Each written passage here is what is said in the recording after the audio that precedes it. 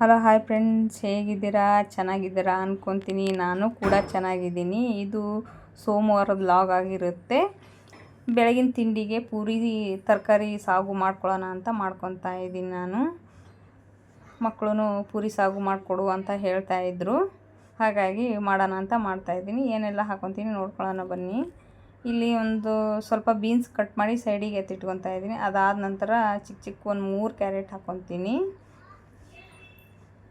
Cut ಮಾಡ್ಕೊತಾ ಇದ್ದೀನಿ carrot. ಅದಾದ ನಂತರ ಒಂದು ಆಲೂಗಡ್ಡೆ ಹಾಕ್ಕೊತೀನಿ. ನಾನು ನೀವು ಬೇರೆ ತರಕಾರಿ ಎಲ್ಲ ಹಾಕ್ಕೋಬೋದು. ನಾನಿಲ್ಲಿ 3 ಥರದ ತರಕಾರಿ ಹಾಕ್ಕೊತಾ ಇದ್ದೀನಿ. ಆಲೂಗಡ್ಡೆ, ಬೀನ್ಸು, ಕ್ಯಾರೆಟು ಹಾಕ್ಕೊತಾ ಇದ್ದೀನಿ.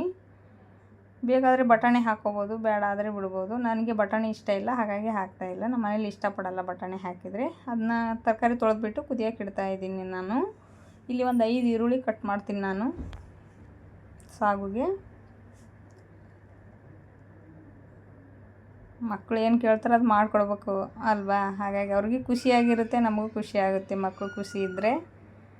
ಇಲ್ಲಿ ಕರಿಬೇವು ಸೊಪ್ಪು, ಸ್ವಲ್ಪ ಕೊತ್ತಂಬರಿ ಸೊಪ್ಪು ಕಟ್ ಮಾಡಿ ಇಟ್ಕೊತಾ ಇದ್ದೀನಿ. ಒಂದು 2 ಟೊಮೊಟೊ ಹಾಕ್ಕೊತೀನಿ ನಾನು, ಚಿಕ್ಕ ಚಿಕ್ಕ ಟೊಮೊಟೊ. ಭಾಳ ಹಾಕೋದ್ರಿಂದ ಹುಳಿ ಆಗುತ್ತೆ, ಟೇಸ್ಟ್ ಇರಲ್ಲ, ಹಾಗಾಗಿ 2 ಟೊಮೊಟೊ ಹಾಕ್ಕೊತೀನಿ. ಒಗ್ಗರಣೆಗೆ ಹಾಕ್ಕೊಳಕ್ಕೆ ಅದು ಕಟ್ ಮಾಡ್ತಾಯಿದ್ದೀನಿ. ಮಸಾಲೆ ಯಾವ ಥರ ರೆಡಿ ಮಾಡ್ಕೊತೀನಿ ನೋಡ್ಕೊಳ್ಳೋಣ ಬನ್ನಿ. ತರಕಾರಿ ಕುದೀತಾ ಇದೆ. ಇಲ್ಲಿ 1 ಬಟ್ಲಷ್ಟು ಕಾಯಿ ತುರ್ಕೊತಾ ಇದ್ದೀನಿ ನಾನು. ಹಸಿ ಕಾಯಿ ಇದ್ದರೆ ತುರ್ಕೋಬೋದು, ಇಲ್ಲ ಒಣದಿರ್ತೈತಲ್ವ ಅದನ್ನು ಹಾಕ್ಕೋಬೋದು. ಮಿಕ್ಸಿ ಜಾರ್ ತಗೊಂಡು ಕಾಯಿ ತುರಿ, ಬೆಳ್ಳುಳ್ಳಿ, ಇಲ್ಲಿ ಬಾದಾಮಿ, ಗೋಡಂಬಿ ಹಾಕ್ಕೊತಾ ಇದ್ದೀನಿ ನೆನೆಸಿಟ್ಟಿರುವಂಥದ್ದು. 4 ಹಸಿಮೆಣ್ಸಿಕಾಯಿ, ಸ್ವಲ್ಪ ಕೊತ್ತಂಬರಿ ಸೊಪ್ಪು, ಸ್ವಲ್ಪ ಗರಂ ಮಸಾಲ, ಒಂದು ಅರ್ಧ ಚಮಚ ಖಾರ ಪುಡಿ ಹಾಕ್ಕೊತೀನಿ. ಇವಾಗ ಸ್ವಲ್ಪ ಉಪ್ಪು, ಸ್ವಲ್ಪ ಜೀರಿಗೆ ರುಬ್ಬಿ ಎತ್ತಿಟ್ಕೊಂಡ್ಬಿಡ್ತೀನಿ ಅದನ್ನು. ಅದಾದ ನಂತರ ಒಂದು ಬಾಣಲೆ ಇಟ್ಟು ಅದಕ್ಕೆ ಸ್ವಲ್ಪ ಎಣ್ಣೆ, ಸಾಸಿವೆ, ಜೀರಿಗೆ, ಕಟ್ ಮಾಡಿ ಇಟ್ಕೊತ ಈರುಳ್ಳಿ. ನಿಮಗೂ ಇಷ್ಟ ಆಗುತ್ತೆ, ಒಂದು ಸತಿ ಟ್ರೈ ಮಾಡಿ ನೋಡಿ ಹೇಗಾಗಿದೆ ಅಂತ ನನಗೆ ಕಮೆಂಟ್ ಮಾಡಿ. ಸ್ವಲ್ಪ ಕರಿಬೇವು, ಸ್ವಲ್ಪ ಕೊತ್ತಂಬರಿ ಹಾಕ್ಕೊತೀನಿ. ಇವಾಗ ಇಷ್ಟ ಆದರೆ ಒಂದು ಲೈಕ್ ಮಾಡಿ, ಶೇರ್ ಮಾಡಿ, ಕಮೆಂಟ್ ಮಾಡಿ, ಸಬ್ಸ್ಕ್ರೈಬ್ ಮಾಡ್ಕೊಳ್ಳಿ. ನಾನು ಮಾಡೋ ವಿಡಿಯೋ ಎಲ್ಲ ನಿಮಗೆ ತಲುಪುತ್ತೆ ಸಬ್ಸ್ಕ್ರೈಬ್ ಆದರೆ. ಇಲ್ಲಿ ತರಕಾರಿಗೆ ಬೇಯಿಸಿಟ್ಕೊಂಡಿರೋವಂಥ ತರಕಾರಿ ಹಾಕಿ ಚೆನ್ನಾಗಿ ಫ್ರೈ ಮಾಡ್ಕೊತಾ ಇದ್ದೀನಿ. ಅದಾದ ನಂತರ ಅದು ರುಬ್ಬಿಟ್ಕೊಂಡಿದ್ನಲ್ವ ಮಸಾಲೆ, ಅದನ್ನೂ ಹಾಕಿ ಚೆನ್ನಾಗಿ ಫ್ರೈ ಮಾಡ್ಕೋಬೇಕು. ಈ ಥರ ಎಣ್ಣೆ ಬಿಟ್ಕೊತಾ ಇರಬೇಕು. ಅದಾದ ನಂತರ ಸ್ವಲ್ಪ ಅರಿಶಿನ, ಎಷ್ಟು ಬೇಕಷ್ಟು ಅಳತೆಗೆ ನೀರು ಹಾಕ್ಕೋಬೋದು ನೀವು. ನೋಡಿ ಯಾವ ಥರ ಕುದೀತಾ ಇದೆ ಅಂತ. ಸಖತ್ ಟೇಸ್ಟಿಯಾಗಿದೆ ಫ್ರೆಂಡ್ಸ್, ನೋಡ್ತಾ ಇದ್ದರೆ ಬಾಯಲ್ಲಿ ನೀರು ಬರುತ್ತೆ.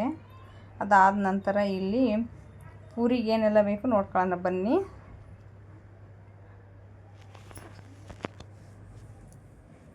ನೋಡಿ ಯಾವ ಥರ ಆಗಿದೆ ಅಂತ. ಅದಾದ ನಂತರ ಒಂದು ಬಾಣಲೆ ಇಟ್ಬಿಟ್ಟು ಅದಕ್ಕೆ ಎಣ್ಣೆ ಹಾಕಿ ಕಾಯಕ್ಕಿಟ್ಟಿದ್ನ ಮುಂಚೆನೇ.